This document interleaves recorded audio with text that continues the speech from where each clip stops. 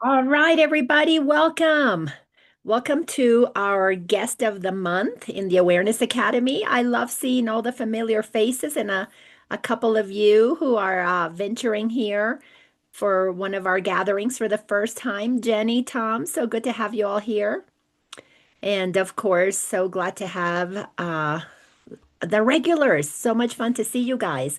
So today, as I've been talking about for a month, so I am as excited as you are to have David Maloney here. And I'm just going to give you a quick little background on him, and then we're going to jump into a short little conversation and then his presentation. But so, David is a psychologist and a writer, and he works mostly doing talk therapy with anyone who's pursuing deeper purpose, meaning, and of course, authenticity. Now, the content that he offers is practical in nature, and it's really for anyone who's wanting to do that lasting work of changing and healing. So, anyhow, as a psychologist, of course, he's been doing the traditional psychological work, which, of course, I benefited from, not necessarily from him, but it was part of what got me going earlier on in my journey. So I have great, great respect for anybody who does talk therapy. But the way that we met is he left a comment on one of my YouTube videos, and it was one of the most just absolutely sweetest comments, and I was just very, very taken by the compliment that he left for me. So we connected, and I after I thanked him, I said, okay, we've got to meet because he also mentioned that he's a student of A Course in Miracles, and also, he's teaching A Course in Miracles. And we had a lovely conversation, and from that has grown this sweet little friendship. And then from that, of course, was okay, can you come in and can I share you with my community? And here he is. So David, thank you so much for joining us and just a Thank heart you, Lena. absolute. I'm, So let's I'm thrilled to be here. Looking forward to maybe we'll have a Q&A maybe a little later, but looking forward to joining with the group. we will definitely do the Q&A after your presentation. So give Fantastic. a chance to hear more about you, but share a little bit about what drew you to A Course in Miracles and about how long have you been on this Mm. IM journey? Well, it's funny because I haven't given a talk on A Course in Miracles for a few years. I want to do more of them. Funnily enough, that's looking again for teachers I resonate with. That's how I found you, Lena, and I think the group here, I'm not just saying this, I think you're in good hands with Lena because I think she's like, I would describe her as a personality teacher in that she teaches from a place of authenticity and integrated understanding of what the course is. So I think that's really what we need. But in terms of how I've been actually doing the course for about 12 years. Again, I looked it up today and I've been doing how long? Yeah, over 10 years doing the course. And I was a therapist a little bit before that. But how I came to the course, Lynn, is probably like how most people come to it, noticing that things really weren't working with how I was organizing my life. And that'll be a part of my short talk here today. It'll be about who's in charge and the benefits of relinquishing some control over our lives to a part of our mind that is incredibly intelligent and incredibly wise. So 10 years or so, Lynette, doing it. Did the workbook lessons, and I suppose the main practice for me since then, on a daily basis, has been trying to find or listen to the guidance of the Holy Spirit and apply it in my life. Really, I would say. And since you started delving into the course for your own benefit, how have you seen incorporating A Course in Miracles into your practice with clients who maybe had no idea that you're studying the course and you're benefiting from this deeper connection with the Holy Spirit? Well, I don't always use explicit course language. in therapy, but I would say that my work is mainly based in A Course in Miracles and finding that connection back to that inner voice or that intuition, the voice of God. But sometimes, that's a lot to land on someone maybe who's coming into a psychotherapy session to use that type of language. But certainly, I find that identifying how the ego works and shining a light on that and saying, okay, we have a lot of trust in this ego over here, but really, if we look at the results of it, and I'll talk maybe a bit about that in today's session, it's a lot easier to develop trust in the Holy Spirit when we're able to look at the ego and just see its shortcomings. So it takes some pressure off ourselves in the developing the trust of the Holy Spirit. It's about sometimes just looking at, well, what have I got to lose really? I mean, the thing that I've been following for a long time isn't really working. So it's makes it easier to develop trust in that. But then when you do, and you start to get quiet and get still, and you listen to that inner wisdom, that intelligence, it's never steered me wrong. It never does, and I never regret listening to it. I might regret not listening to it sometimes, but certainly never regret listening to it. I love that. Yes, I've never regretted listening to the Holy Spirit. It has once I started, it's never looked back.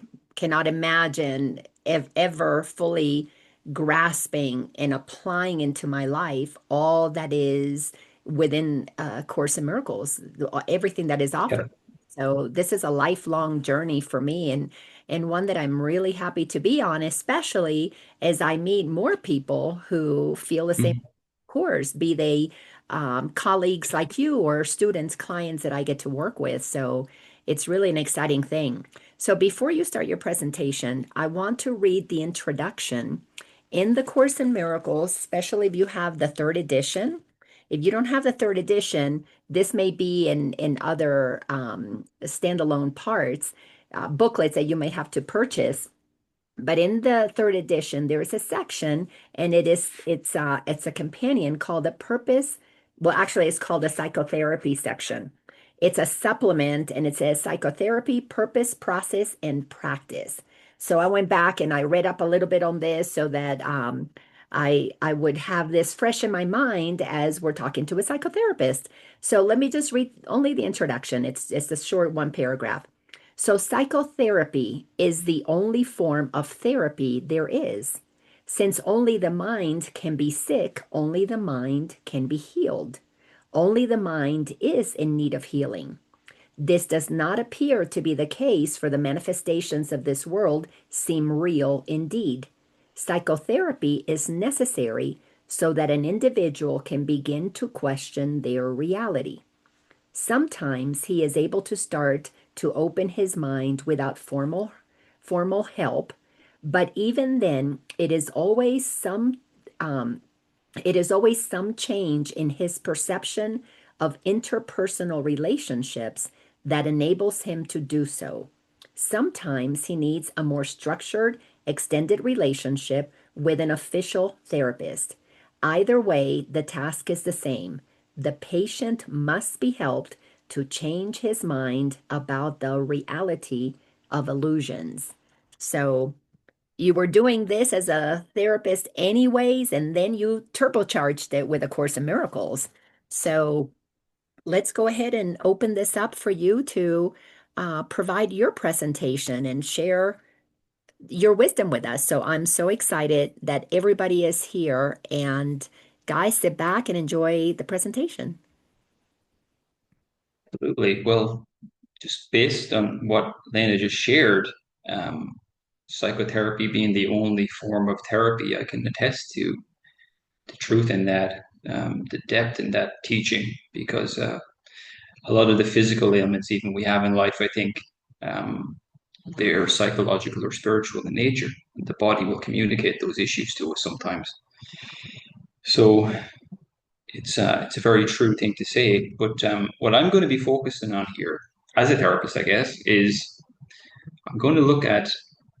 I think Lynn shared the description of the talk, and I hope you can have questions. I'll be actually asking some rhetorical questions as we go through this presentation here today for you guys to think about. And if you've got any questions at the end, I'd be delighted to hear if you have any questions or comments. But we'll be talking about receiving guidance.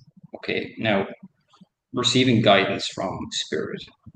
And one of the words I'll be using a lot in this little talk here is the word planning, because it's kind of one of the, spoiler alert for the talk here, it's going to be a lot about our reliance on planning our own lives. And that's sort of to be seen as the opposite of receiving guidance from the Holy Spirit. But some of the things I was going to mention just in the introduction, I wanted to just take a couple of minutes to just formally, I suppose, in just a couple of minutes, for us to get still together. And one of the ways I like to do that is just to set an intention that we all came here today for the purposes of joining with the Spirit and to see something in our lives maybe a little bit differently. That is my hope for today. So I'd just like everybody to get still for a couple of moments. And if you feel like it, you can just take a few breaths. Just give yourself time to anchor yourself in your body. I like to take a few deep breaths through my nose in for 4 seconds, hold it for 7, and then slowly exhale it for 8 seconds.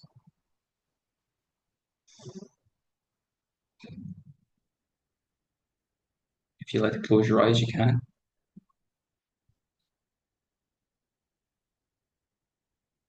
This is how we invite spirit in.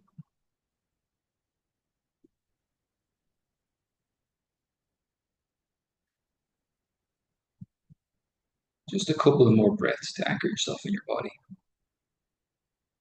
It's not about denying our bodies, it's about getting in touch with the mind so that the body can come under its control, under the control of spirit. And one last deep breath.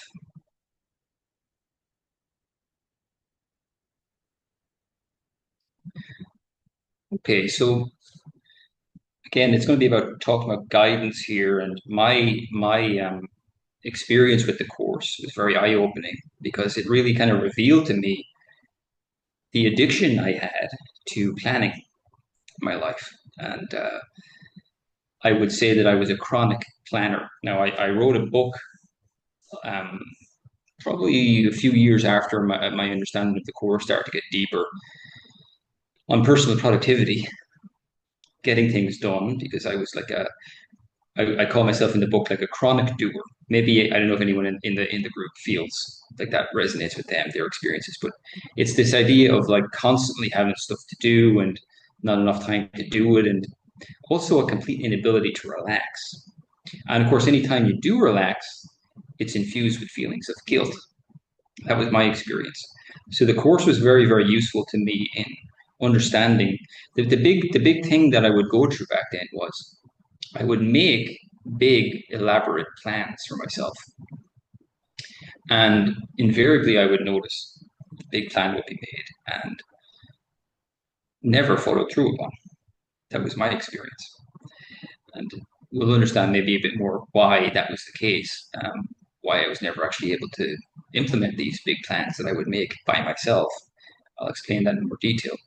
But the book that I wrote, it's on procrastination, and it's about guilt, how guilt can be the root cause of our inability to take action on things that are important to us in life.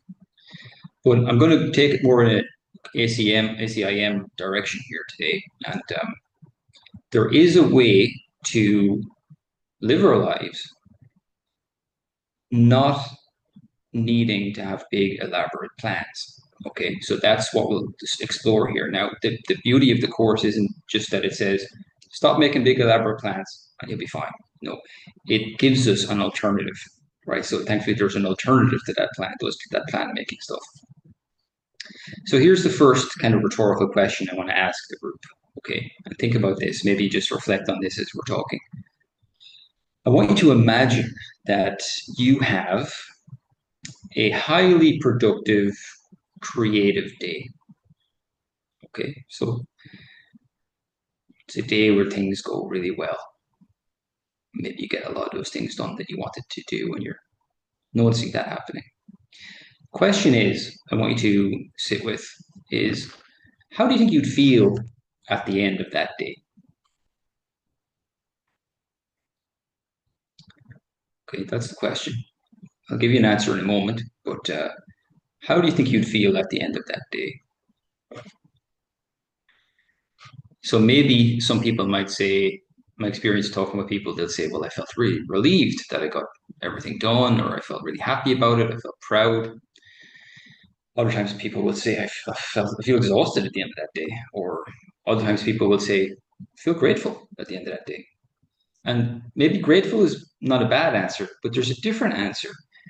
If we listen to A Course in Miracles, that will inform how we would feel at the end of a day like that, how we might feel if we listen to the Course. And the answer is, at the end of a day like that, we would feel surprised. So I just want you to reflect on that for a moment to see how that sits with you, how that answer lands. All these great things happened today. How do I feel about it at the end of my day? Huh, I was kind of surprised by that. That's interesting. It's kind of what we're aiming for here. And I think it's, yes, gratitude mixed in with that, but surprise. It's such a nice thing to look back on your day and feel surprised that it went well, and grateful for what happened. But that will happen because why do we feel surprised if things are going well? It's because we had faith in spirit not to bring our own agenda into the day. I didn't have an agenda at the start of the day. Now you're allowed to have needs, you're allowed to have a sense of what it is that you want, but in the implementation maybe of how it needs to go, we release control over that.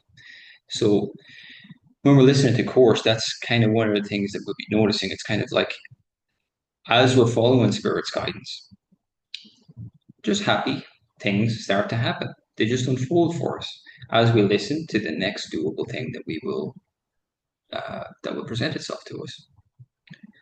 So in the Course, it says, we're talking about, well, what is this guidance that we're trying to find here?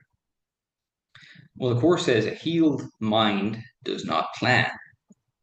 So, my planning occasionally, some healing probably still to do for me, because a healed mind doesn't plan, it says. Now, it carries out the plans that it receives through listening to wisdom that it's not its own. It does not try to manage itself. Okay, so it carries out the plans that it receives. So we're not against planning here, but the question is this guidance, it's going to come in the form of plans that we receive. We can be given plans. It's just a matter of who's in control of these plans. Is it coming from ego or is it coming from higher intelligence source? Course also tells us, it says God's voice. I'm sure everyone in this group knows this. God's voice speaks to me all through the day. It is quite possible to listen to God's voice all through the day without interrupting your regular activities in any way. The part of your mind in which truth abides is in constant communication with God, whether you are aware of it or not. So, God's voice is speaking to me all day. And at times, then, right, I'll have an experience of, well, okay, God's voice is speaking to me all through the day, but why can't I hear it? I'm not having that experience currently of hearing God's voice. So the question would be, well, the first thing, one of the primary things repeats itself in the Course. It says it's about responsibility, not blame, but it says I'm doing this to myself. So it's not because God has changed his mind or the Holy Spirit isn't available that day or the Holy Spirit's doing something else. It's that something is happening from our end that is blocking that guidance of receiving those plans that we would be able to take. Course also tells us resign now as your own teacher. You were taught you badly. Pretty direct language from the Course there. the reason we're not able to hear God's voice all through the day is the answer is that we have a lot of faith in our own plans. And we are adamant that our plans are the way it needs to be. Now, it's not even our plans, it's the ego's plans. So it's the ego has these big elaborate plans for us. It's going to keep us super busy, making us so we'll never get a moment to be still, to actually hear spirit. But that's what the ego is doing with it. If we have faith, we can't have listen to two teachers. So if we're busy, so our job, first of all, is to say, I think I said to Lane at the start, it's like just becoming sort of aware of what the ego is doing with these big elaborate plans. For me, it was I realized that I would make big elaborate plans for myself and then fail to follow through on them. Okay, so for me, I was like, what's the only thing I'm experiencing at the end of these plans? Certainly not productivity or getting anything done. What's the one consistent thing that I feel at the end of this process? You know what the answer was? Guilt. I felt shame and guilt at the end, listening to ego consistently. Every single time it was, oh, I feel like crap again now. So for me, and in the book and the videos I make on this subject, the goal isn't to be more productive and to get things done. I really couldn't care less about productivity anymore. Now I've become a lot more productive, consistent, but I'm not here to tell you guys you need to get be more productive, right? That's not what this is about. This is about undoing this mechanism that reinforces this guilt in us, sets these huge tasks, huge plans. You won't be able to implement them, and then you'll beat yourself up for not doing it.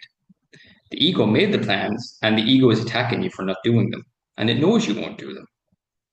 So it's kind of an insanity. It's an insane voice arguing with itself, is what the ego really is. There is an alternative for us, and that's what we'll be getting into here.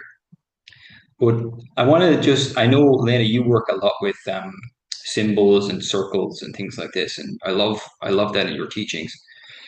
That's kind of what I'm doing in that I want to depict that when we're listening to the ego, we're on the ego's plan, it has like an algorithm to it. It's Groundhog Day when we're doing it, listening to the ego.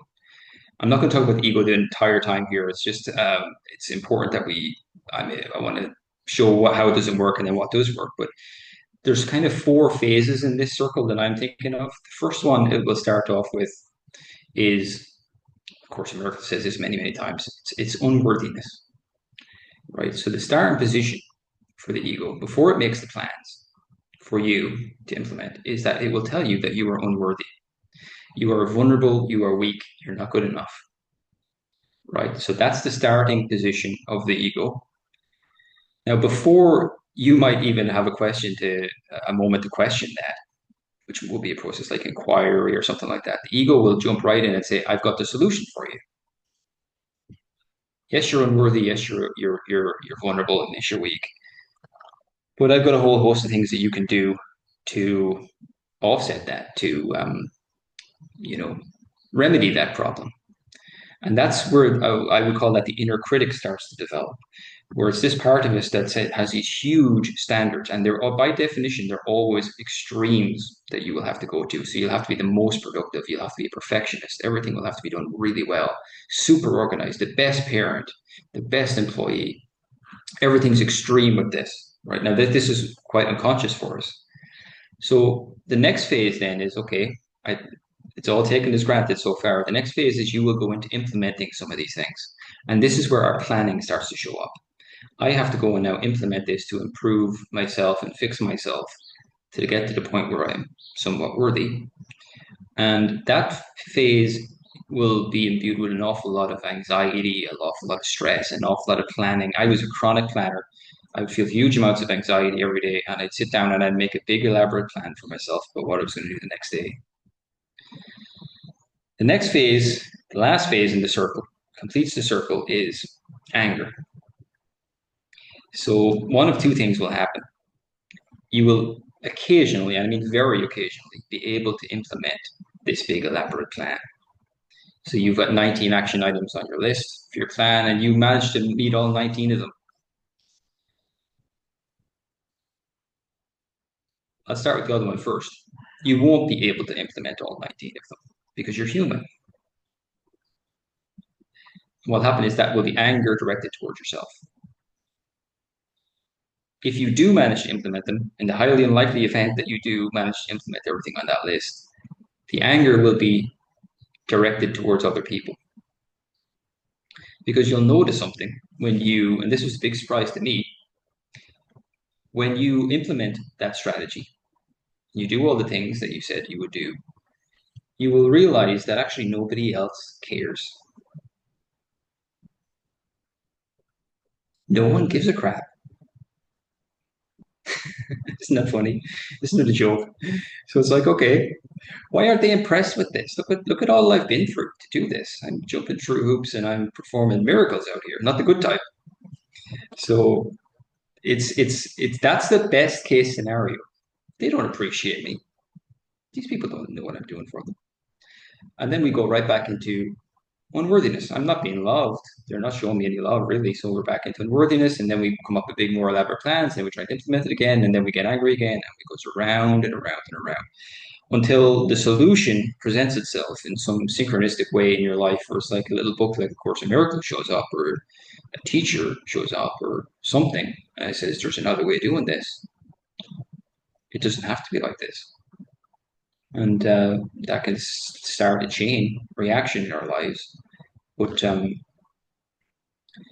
there is another way, and it took me, honestly, from the time I started reading the course, practicing the course, doing the lessons and everything, about 2 years, really, until I started to see fundamental changes with it.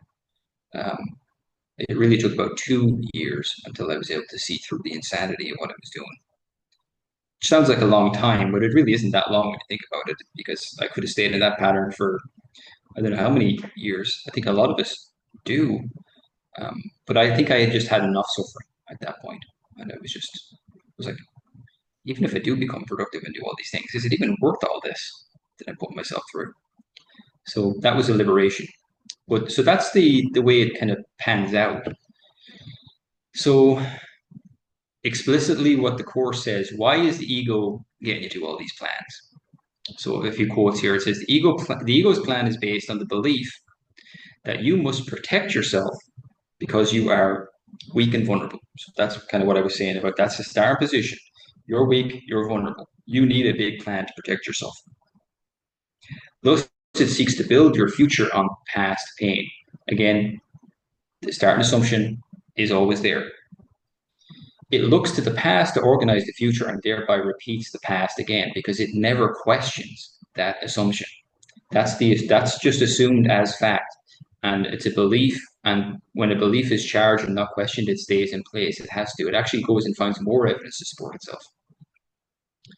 Another thing the course says about why is the ego trying to get us to do these plans? It says to plan is not to trust.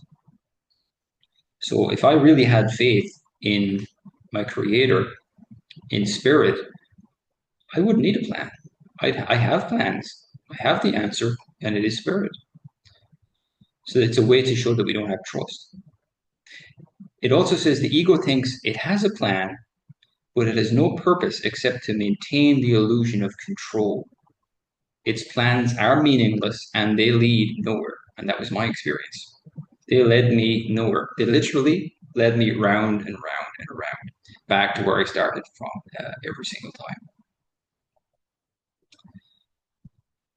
The course says the mind engaged in planning for itself is occupied in setting up control of future happenings. It does not think that it will be provided for unless it makes its own provisions. So that part is telling us it's the idea of separation is fundamental in it. I'm alone here, right? Unless I make the plan, nobody's going to make the plan. And the more we lean into the planning, what we're doing is we're reinforcing the idea that I really am alone. So it's trying to get us to say planning is actually the problem with this. You're teaching yourself that you're isolated from your creator in this, leaning into this planning. This is the defense mechanism of planning. So a few more quotes. Well, the alternative. What about God's plan? What's God's plan like for us? Course says, what could you not accept If you but knew that everything that happens, all events, past, present, and to come, are gently planned by one whose only purpose is your good. Now, the goal here is atonement for everybody to realize that they are completely without sin. None of us are guilty. That's the plan. That's what the Holy Spirit is orchestrating with all of our interconnectedness, all of our relating. And when there's no sin, there's no fear. When there's no guilt, there's no fear. There's no anger. There's creativity. There's joy. It says God's will for you is perfect happiness. You will receive very specific instructions as you go along. I'll talk about the nature of those in a little bit.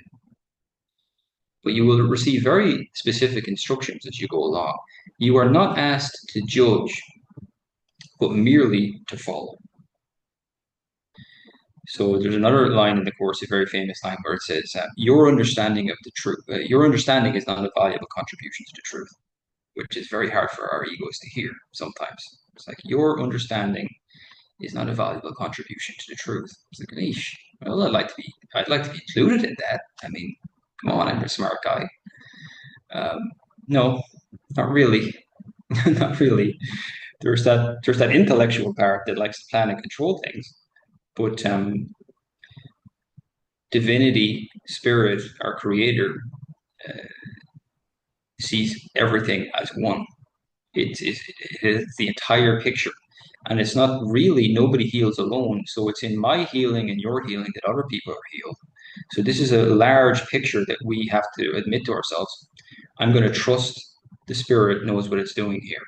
Even when sometimes to me it presents like it looks like it's a disaster or something needs to be avoided or I need to be afraid right now. So trust that what's happening in my life currently, I'm not going to have a grievance with it. I'm just going to accept it exactly as it is and accept that it doesn't need to change. And it's actually for my betterment. It's for the goal that my creator has for me, which is perfect happiness.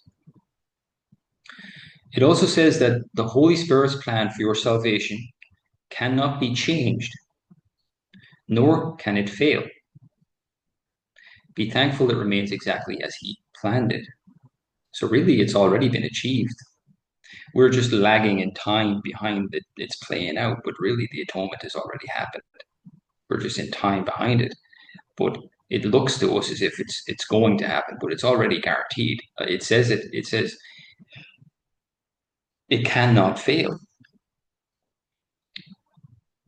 So that's another reason for us to say, well, okay, I'm going to get on this plan because it's saying that it's guaranteed that it will work, and the goal is our ultimate happiness and fulfillment. I want to use another section from the course to draw from here. And there's a part in it, and it's one of my favorite parts in the course, and it's quite direct, but it says, again, kind of related to what I'm saying about planning and things. We all often set goals for ourselves in life, right? And we're going to go after something in our lives. And the course says it takes a little bit of time to contemplate this and understand it, but it says whenever you attempt to reach a goal in which the body's betterment is cast as major beneficiary, here's the tough part. It says you try to bring about your own death. Isn't that a crazy statement? It's going to catch your attention there. Whenever you're going after a goal in which the body's betterment is cast as the major beneficiary, what you're trying to do is bring about your own death. What that's describing to us is that what we need to shift our orientation towards is the health and the expression of the spirit. It's the spirit that lives through us. That's why we're here. It's not for the body, solely for the body.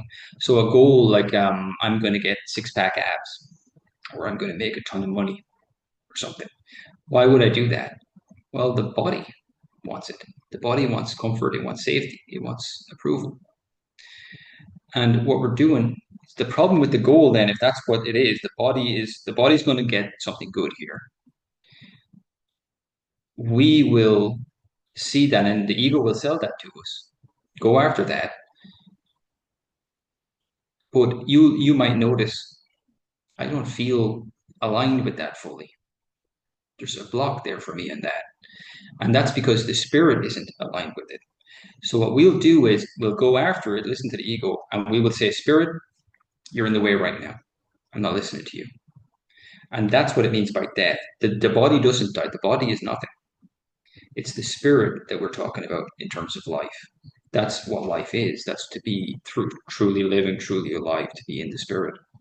So it's like our goals in life might change. Now, there's nothing wrong with getting fit or making money or doing whatever you need to do in the world. It's a question of who are you with when you're doing it, right? And is the spirit included in that? Is the spirit fundamentally involved in what you're moving towards in your life? That's tricky because our conditioning and our culture tells us that we need a whole bunch of things externally from us, that we've been told that our whole lives and that we're not complete. And of course, people want you to hear that because it means you're going to go and buy something, right? But the truth is, your spirit doesn't need any of it. It doesn't need any of it. It's already complete in and of itself. So that's what the course is trying to remind us of. So another point, and this is a big one, maybe this is the most important thing that I wanted to share, is just a bigger picture on all the guidance. Um, very early in the course, I think it's in the Paradigm Principles of Miracles, it tells us that miracles as such do not matter.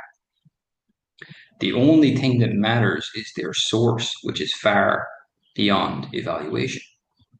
That's interesting too, right? It's like miracles don't matter. This is a course in miracles. This is me trying to get new ways of seeing, new ways that make me feel at peace, dropping grievances, dropping attachments, dropping judgments. The miracles don't matter. You will experience miracles and new ways of seeing.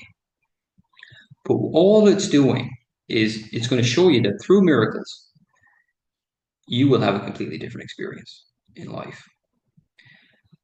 And that's developing trust so that you realize some point you will ask yourself the question, where are all these miracles coming from? Where are all these new perspectives coming from? There's a serious intelligence behind all of this. And you'll start to notice I'm not alone. My creator is with me here. And that's really what the course is doing. It's trying to remind us and show us that we're not alone. And that's the fundamental problem. It's separation. So you get all these miracles and you start to notice new ways of seeing things and you apply it to your life. You apply it to their various situations. You seek guidance. But I would say one thing about the guidance. In general, for me, what the experience has been is I'm sure you've heard the different debates in course groups and things where it's like, if you're trying to find a parking space, should you include the Holy Spirit in that?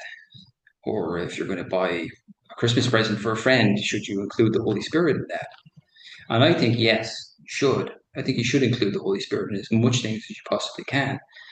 The question is, the way I see it though, is what's the Holy Spirit going to say to you, right? Should I go to that wedding that I got an invitation to or not? Hmm. Let's think about that one for a second. Well, what's the ego going to say, first of all? Don't go when you're a piece of crap. Uh, you got to go, though, because you have a persona to uphold. Isn't that true? That's what it's going to tell us, right? And then you're left with feel like a piece of crap or feel obligated. You can't win with that. The Holy Spirit won't tell you go or don't go. What the Holy Spirit will do, this is my experience, is it'll remind you who you are. You are safe. You are complete.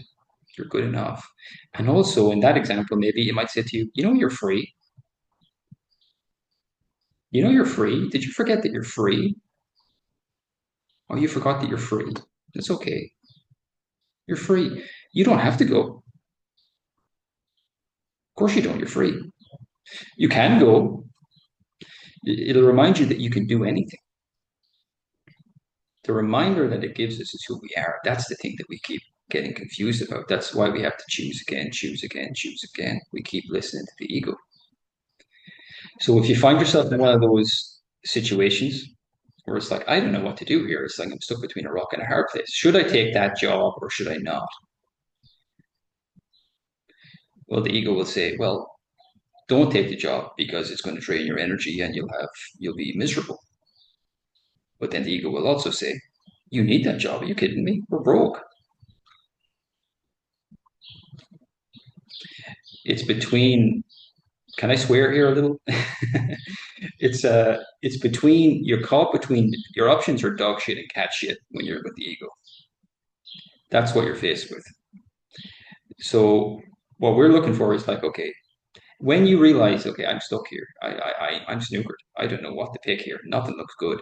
That's good when you realize that. That's like, huh, I know now what's missing. Now I know definitely what's missing is the Holy Spirit. Is God hasn't had a word to say here in this. So I'm just going to get still. I had that experience when it came to guidance. Um, I was in that exact same position. And the Holy Spirit, very, very well, actually, I was going to say gently, but it wasn't actually that gentle when it reminded me. It told me that I'm highly capable and that I could do something myself, and I didn't have to wait for other people's permission. That blew my head off at the time. That was just totally blew my world open at that time, and I still remember that day. Um, so that changed the course of my life dramatically when I listened to that. I didn't. I was very close to taking dog shit, we'll say, but I didn't. So it's about like, unless you feel at peace, you know you're not listening to the spirit. So our job then is pretty clear, right? It's going to be get to that state of peace first. And if I'm not there, relax. Take the pressure off yourself. Just relax. Get still. Slow down. Don't do anything when you're afraid. And that's hard. I've noticed that's very hard too sometimes because it's like the conditioning is I'm running out of time. I'm in trouble here. I got things to do. I have to take care of this. I have to do that. And the ego will say, don't get still. Go and do something. I say, yeah, but I'm feeling afraid though. Doesn't matter. Just go and do it. So getting still is the last thing the ego wants because the ego is afraid of what it might come up when we're in that place. But the real point I was trying to make here was that it's not the guidance you get as such, the do this or do that, or the problems. You will get specific help in your life, but it's the knowing that starts to develop that I'm not alone here in life. I have a presence that is always with me and it loves me. That's the fun. That is the answer, right? The answer isn't what happens at the wedding or at the job interview. It's who am I with right now? Who am I walking with? So a few ways to know if you're with spirit. You have a deeper sense of peace. You feel unburdened. You're not focused on outcomes as much as you were before.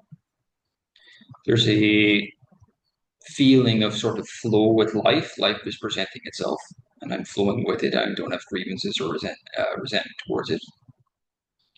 You feel guided from within. There's no fear in what you're doing. A very important one is nobody is being sacrificed. You're not asked to sacrifice yourself, or you're not asking other people to make sacrifices. You feel included in something bigger.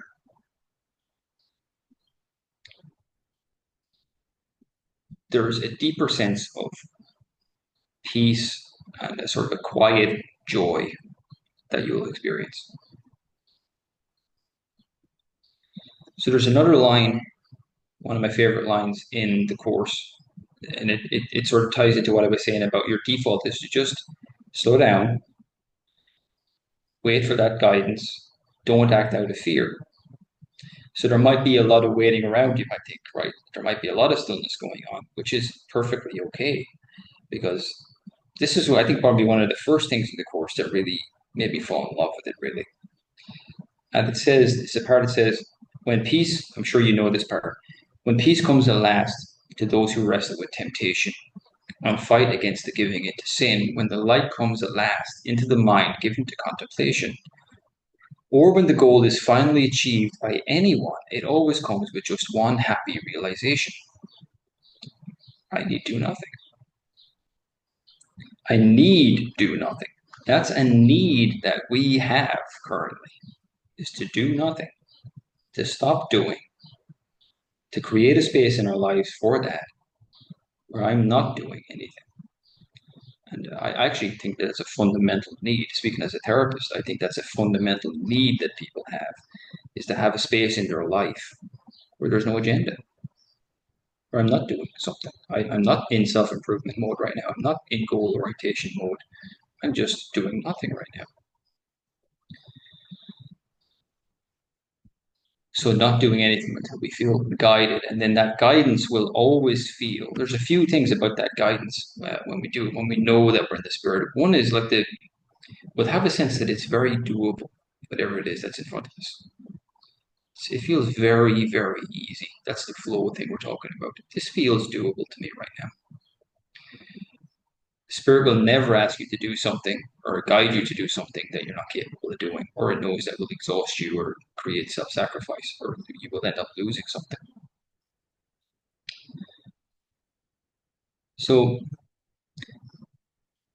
just a couple more things to say before I finish, but I want to say an important thing, which is we're talking about following guidance, right? Which means for me to lay aside my plans. Now, the ego will say, the ego will have a go at us like this, and it'll say to us, you have all sorts of plans. What are you talking about? You're not going to be anything without the plans that I have for you. It'll take it to an extreme, right? So what I mean by that is, as a therapist, I kind of noticed something. We have to be very gentle with ourselves in this. And this isn't about you like looking at maybe some of the structure you have in your life or the habits or the routines in your life, because those are habits and routines, they're not guidance technically, right? And saying, oh well, I'm so unspiritual that I have these structures in place. The Holy Spirit has no problem with some of the structures that you have in your life. You're human. You will need some structure in your life. It's okay if you have routines that you find helpful. If they're helpful, they probably originated from the Spirit, right? So don't judge the good things that are in your life if it's a routine that you find is helping you. If you find I have this morning routine that I have that really helps me stay balanced, I'm feeling good about myself, beautiful.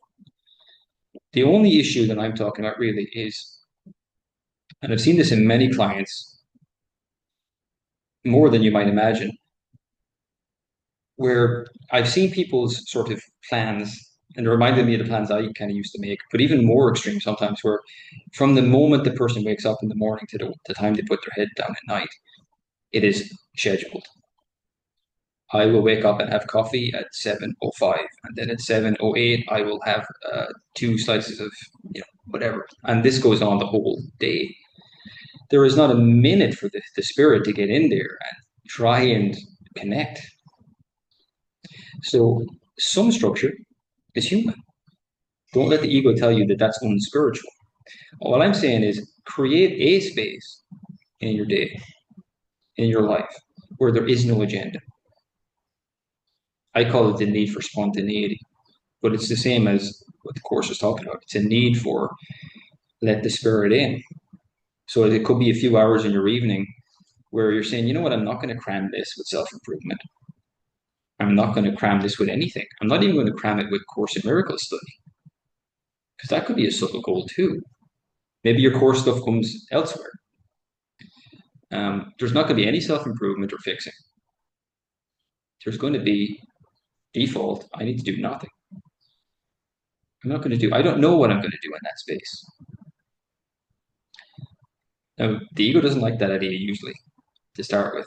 But I have found like people, I did it with someone a while ago, and she described it to me. She said, she said it felt like I was bathing in sunlight for the first time in my life, where I didn't have this idea of, oh God, I got to do this, I got to do that, and that's what the ego will do with our lives: is fill it with agendas and fixer-upper projects, and it's all to do with that unworthiness, and that's why we don't really enjoy it. In that space where there's no agenda, if we can allow ourselves, see, I'm not going to do anything unless I feel the spirit move in me. I don't know what the spirit's going to do with me in that space. The spirit might say, take a rest, go have a nap. The spirit might say, go outside and walk in the garden. Go listen to some music you used to listen to when you were in your teens. Call an old friend, maybe.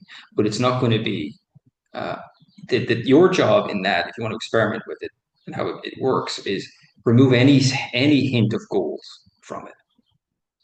And it's subtle because another person told me that it was like, I said, well, how's that spontaneity space going for you? She said, that's great. I love it. It's really, yeah. I'm catching up on all my reading. It's great. It's like, not sure about that. There's a little bit of an issue there, maybe with that one. Just be careful that the ego doesn't make that into another little goal that you have. That at the end of the year, if you haven't read 52 books or whatever, that you're going to be guilty about it. So it's very subtle the way it can do that. The ego hates that space. It doesn't like it at all.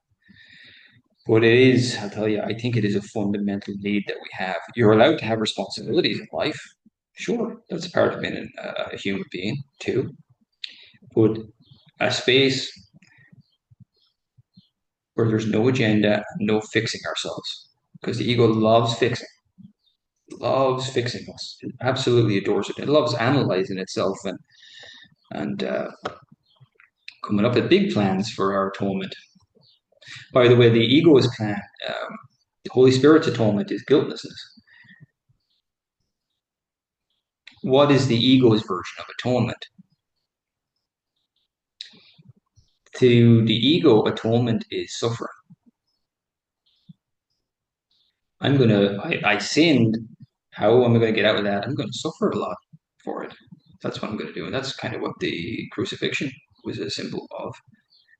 I think in our religious indoctrination, we were, I certainly was as a child, bombarded with the crucifixion as a way to show how fundamentally wrong I was and bad I was. And of course, I think the course then told me that actually the whole point is the resurrection, and that there is no death.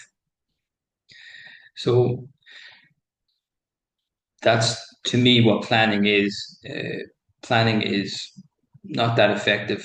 There is a way I have found in my own life when I have got that space of spontaneity where there's no agenda.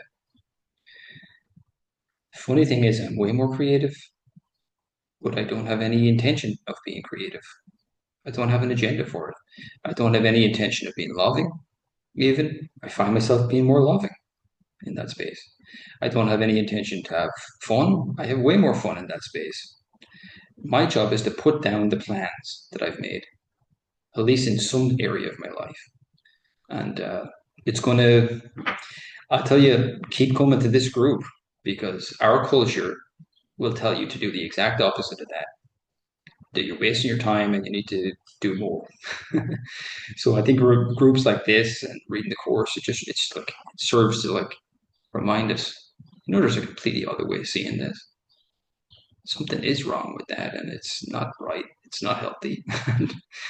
So I guess that's my little talk, but I hope it was useful, guys, and I enjoy giving it to you all. And if anyone has questions, I'm more than happy to stay for a while if that's the case.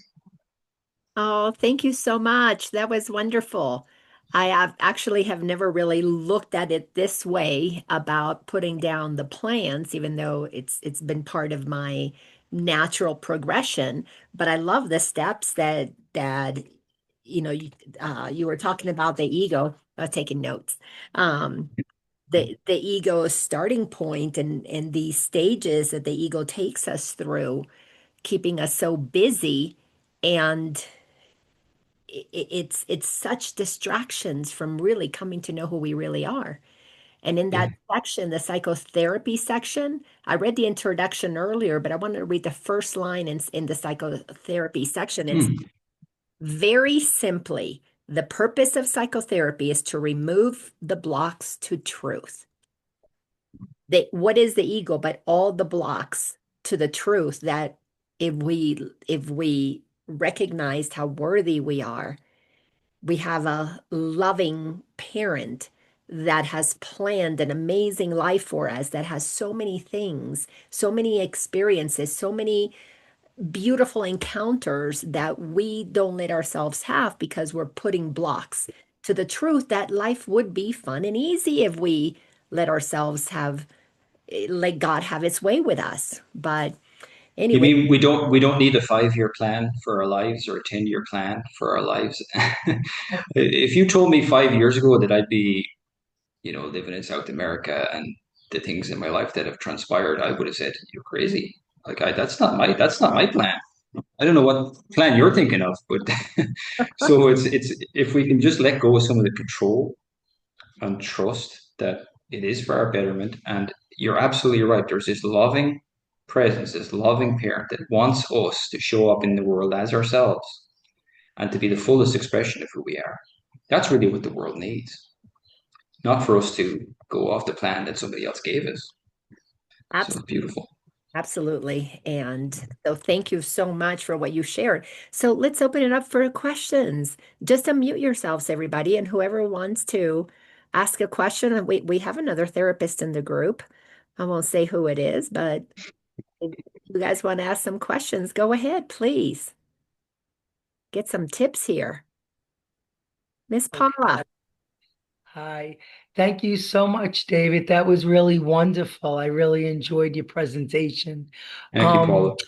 I'm also a therapist, ironically. So I was curious how you bring that into your sessions. Like I know that's like your headset, like your perspective. But how do you make people understand? It's like a language that it's like I'm just about getting it. So how do Yeah. you create that context with the client? Yeah. It's I think the client already knows there's a problem within themselves, really. They might be confused by the social conditioning or the ego programming that's there. But if you let the client talk long enough, like I do believe in therapy, I'm sure Paula, you may do it too, Hmm. is I don't get in the way of what the client brings in. The client will lead the way. And if you let the client speak and you hold that space for them, they will say, I'm not enjoying this. This isn't working for me. And it's that's honest. That's what I want to hear in it from the client. Is like we don't come to therapy to talk about how great things are. We come to talk and be honest finally about how we're really doing. So Hmm. I really don't like my life right now. That might be the most beautiful, honest thing a person can say in a therapy session. Or I'm really struggling right now. Or I'm feeling anxiety all the time. I love to hear that from clients. So it's like, and then we can just kind of like explore it. It is difficult because that process, that circle that I mentioned, where unworthiness, big extreme plans, that part of it is usually all very unconscious. So most of us aren't really aware of uh, the self hate maybe that's in there. That can be quite disturbing. Some of that gets projected onto other people, but there's a concept I really like, and it helps people sometimes. I kind of try and help them understand that they're living from kind of unconscious contracts that they signed maybe a long time ago in their life, or if I work really hard, I'll be what? I'll be loved, maybe I'll be respected. And then, their wife doesn't respect them, even though they're doing all that work, or their husband is ungrateful that, she tries to do everything for him. Hmm. And they're reacting with anger from that. So we look at really, I think the most useful thing is what am I reacting to? What gets me? What triggers me?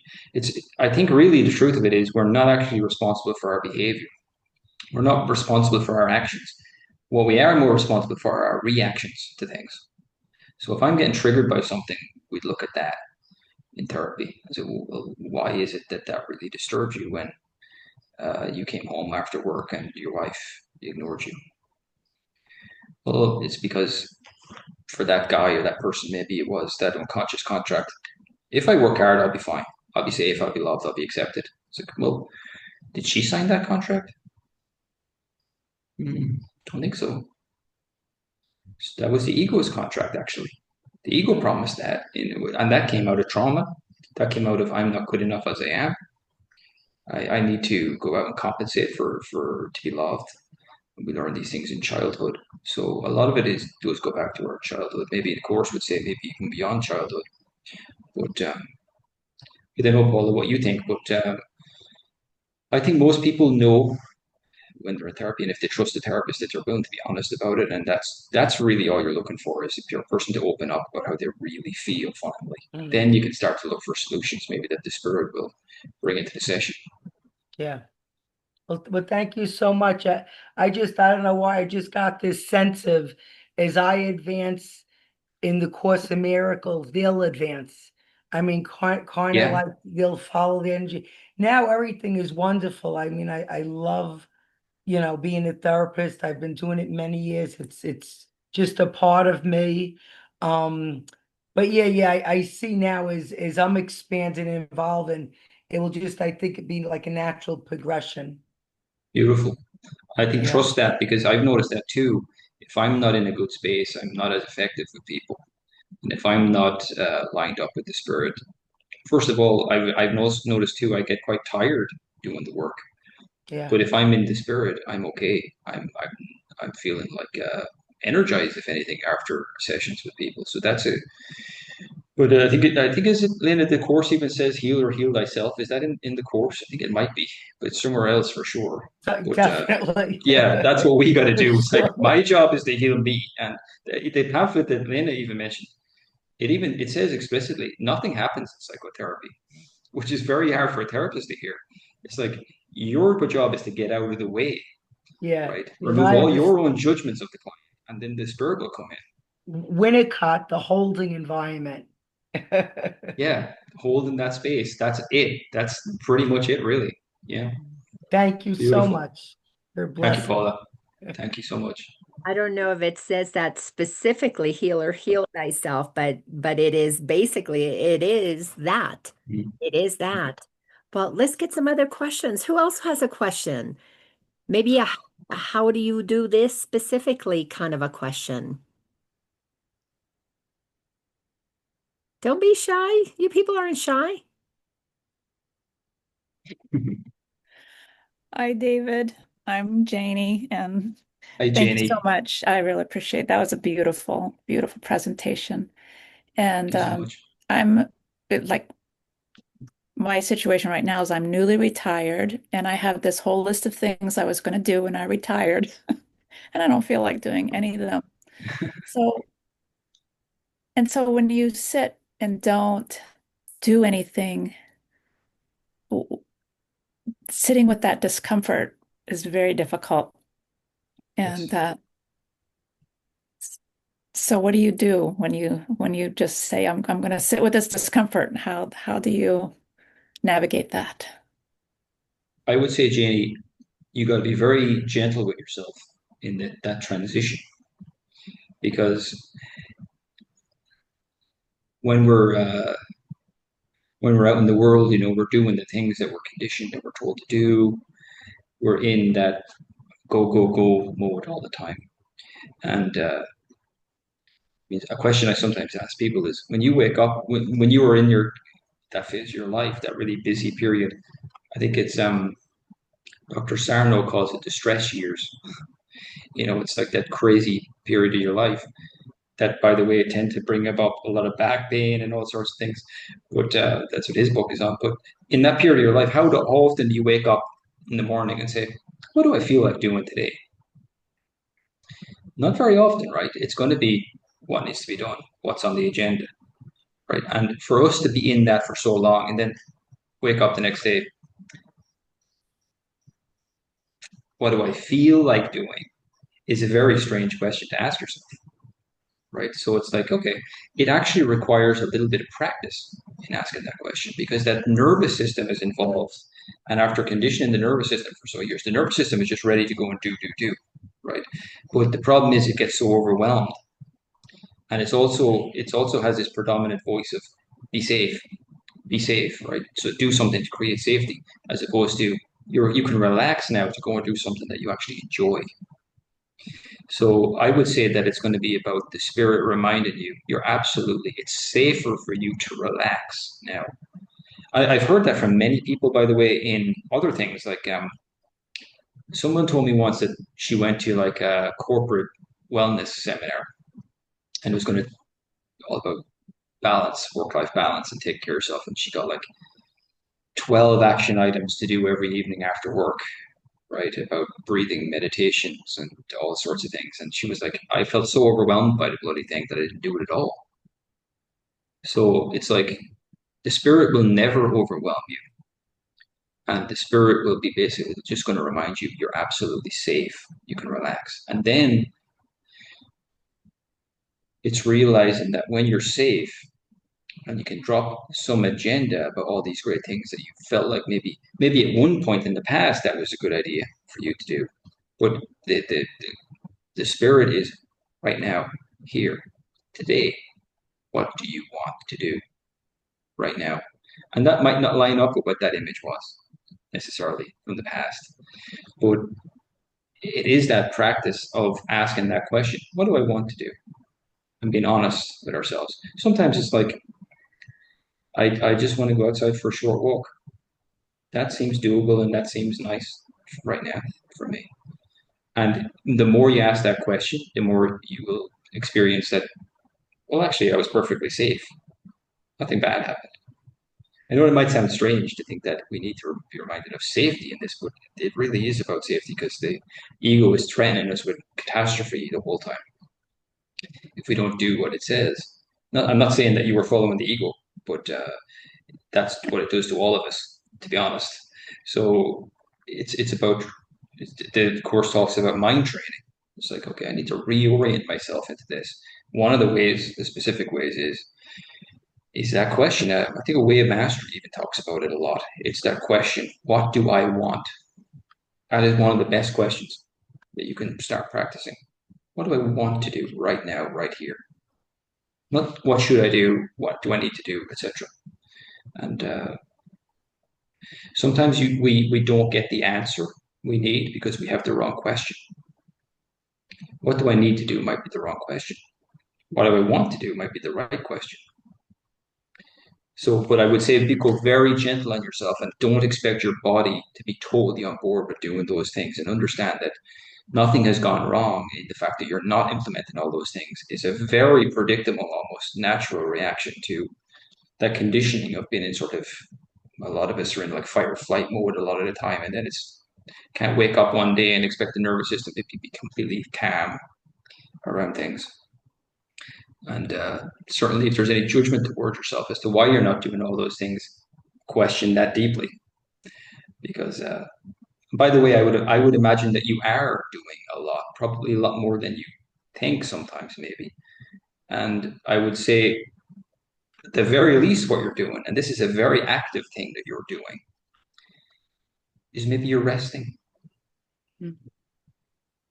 That's a thing that we do. It's a verb. To rest is a verb. A good job if that's what you're doing right now, because it's essentially important. It's one of the main emotional needs we have is to just do nothing occasionally. And then trust that the spirit will guide you very, very gently and guiltlessly in what you're going to do with your time. But, I hope that's somewhat of a useful explanation, Jenny. That's just what came. Oh, thank you. That was exquisite. Oh, Thank so you so much. Danny, I want to remind you in the things that David said. Look at how many of the characteristics of a teacher of God he mentioned. So this retirement is an opportunity for you. He started off with be gentle with yourself. So there's gentleness. He ended with trust. And that's foundational. We have to learn to trust. And he told you to kind of lighten up to not have guilt. And that means that you'll be experiencing joy. don't judge yourself. So he's telling you about tolerance. Be open-minded. You don't have to know what to do. Just be open to other things. And by the way, I'm going to remind you, you do a lot because you come to like 5 or 6 classes in the academy every week and you watch every video that I post and you're always, participating. So yeah. It's hilarious with the ego. It's like, oh, I did nothing today. If you actually stop and look back, it's like, I did actually quite a lot of things today. It just doesn't like you validating yourself, giving yourself some credit. Yeah. Yeah, but whenever you are checking off one of those characteristics of a teacher of God, you're just deepening into a much more Mm. amazing frequency that most of us can't really achieve when we're busy doing. And maybe for many in retirement is when we actually get to deepen our spiritual practice because we don't have so many things to do, even though I know you do a lot. That's a great question. Thank you so much for that. Who else? Kathy, what Yes. takeaway did you get from this? And do you Well, I don't really have a question so much. It's just living in the moment is what I really strive to do, is just just what comes up in that very moment. And I've been retired for a while now, and I am a natural born retiree. I love it. My life right now is so full and satisfying, and the only time when guilt comes in is I feel guilty that I am so joyful when other people aren't, and how easy it really is. And I'm loving this course because it just kind of brings that the spiritual in the moment um, realization to my mind. And I just pray everybody can experience the joy that is offered here. And of course the ego, I've had the ego, 76 years of ego. I've only started this course in January, so I'm brand new to it.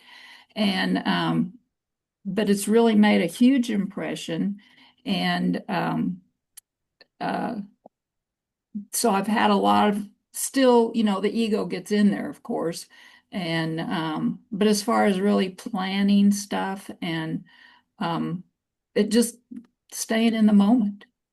That's all I have to offer. Staying in the moment. It's That important. is so beautiful, I think. And you make it sound very simple because it actually Mhm. is simple. It It's actually simple. is I simple. always say simple, yes. Easy, no. Not always. But simple, yes. Very simple. To me, I kind of used to see that, Kathy, as a bit of a mysterious thing, like being present. I didn't really get it. But then one day I was guided and it became very obvious to me. And I was almost laughing at how simple it was. And it said, be present, David, right? Uh, it basically means do one thing at a time. To me, that was like, it can't be that simple, right? I mean, that's not very spiritual or complex. The ego would love it to be complex. It's like one thing at a time. What I'm doing right now is in front of me.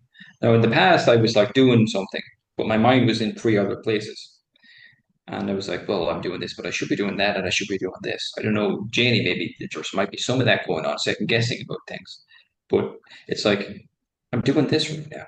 That's all I'm doing. And I have no agenda for that other to be present with this. And then I will receive guidance again, and we'll see where we go from there. But I love that, Kathy. I think it really is quite simple. That we overcomplicate it sometimes. And just what you are, that question of feeling a little bit guilty because other people don't have it.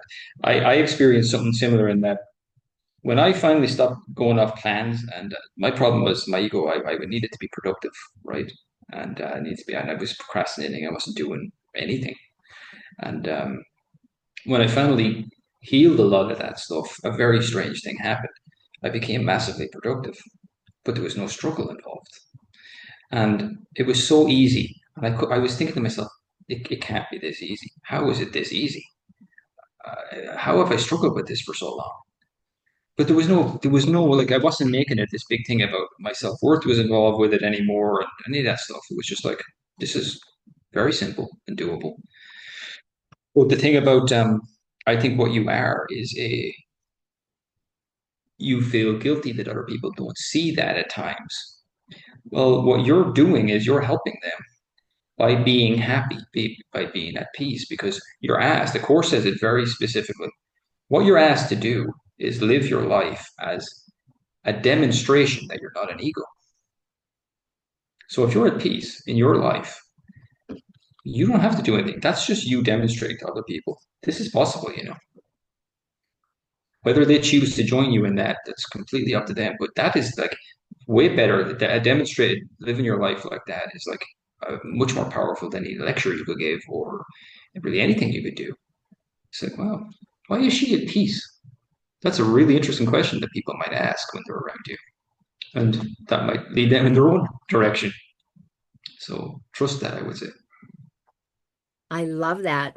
And Kathy, yesterday we were looking at the lesson about all minds are joined.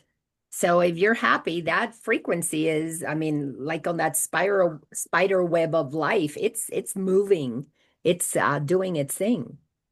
So being an example is a beautiful thing. Susie, what was your takeaway here?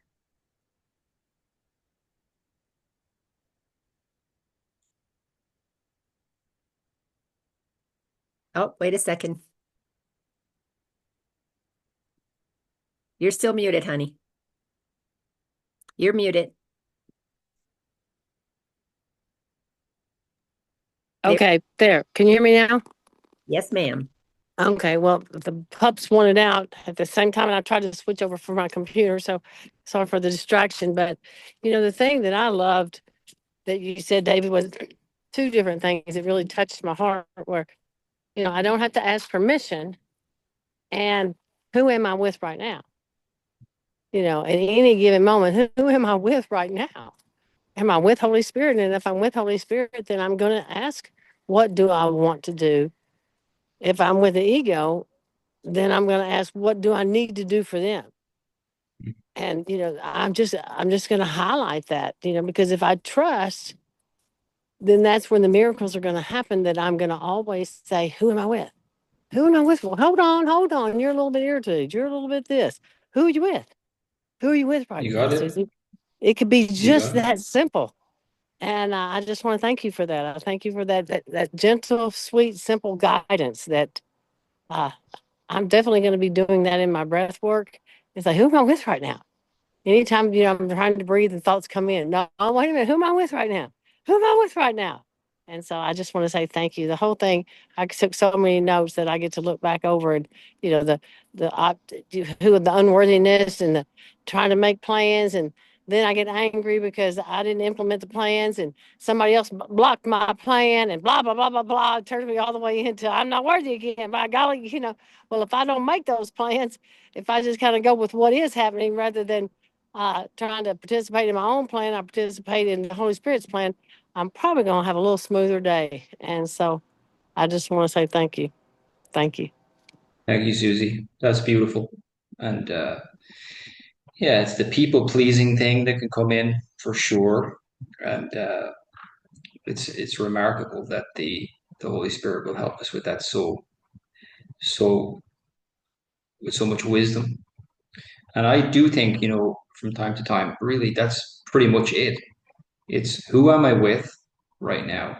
Because we're with one or the other. The Course says there's no neutral ground where you're alone. You always are with either the ego or the spirit or Jesus, whatever the symbol is that you use. Sometimes I will picture Jesus in the room with me, or it helps me to really get a sense that, and it even says it in a part of the Course. It's like picture me. I think it says something like picture me holding your hand or something, and it's not actually metaphorical. Yeah. So there's actually a real presence there with us all the time, and it's developing that trust. You are never alone, ever. Even when you're not feeling the spirit, you're never alone. But it is that reminder to choose again to say, I'm open to that. I'd like that. Yeah. Beautiful. Thank you. Thank you. Thank you so much for that, Miss Susie. And Tom left us a note. He had to leave. And he said, thank you so much for your time and your wisdom, David. Thank you, Tom. Appreciate it. All right, Richard, what nugget did you get from this experience, listening to all this beautiful wisdom? Well, that I need to pay a little more attention to recognize when the Holy Spirit's talking to me. Uh, if it's there all the time and whatnot, if it's either a choice between the ego or the Holy Spirit, I need to recognize that. And that's about it. Thank you. I enjoyed your presentation. Thank you, Richard. You and me both. That's the goal. That's the goal, is to just listen more. And to me, that has become more just about getting still. You know, I put the antenna up there, and it's like, okay, I've got all these issues, all this stuff going on. I'm not going to try and solve them right now. I'm just going to get quiet. That's how we listen, right? We don't hear much when we're talking. So I'm going to get really still and quiet to the best of my ability. The goal of, because the answers aren't something we need to think through or come up with ourselves. The answers are already there, right? The solutions are already drawn up for whatever the issue is that we're dealing with. It's just it will present itself if we give ourselves permission to let go of our own agenda and what we think is right, and let go of some of the control. But acknowledging that I'm not a very good CEO of my own life is useful, and I'll admit that very readily. So thank you, Richard. Oh, that was great. Well, to go along those lines, the goal is to listen more deliberately, listening. So I just want to remind everybody that on the 28th, we start our 4-week series with Jenny, and the entire presentation is about um, connecting with the self more deeply in meditation. So join us for that starting next week on Tuesday. But David, thank you so much for this. This was so wonderful. And I know you and I will be in touch because we'll have Of course. a conversation we're going to be recording to put it up on our YouTubes, but also I'll share it with the community. So you guys will hear some more wisdom from him when we do that talk. And everybody, thank you all so much for being here. David, thank you so much. It's just Thank you, Lynn, and thank you, everybody. It was a beautiful energy, and it was a real privilege to be with you all. So thank you all very much. Appreciate it. all right. When this is finished recording, I'll send you a link so you can download Fantastic. and I'll Fantastic. in the academy. All right, everybody. Wonderful. Appreciate you guys. Love you. Take care.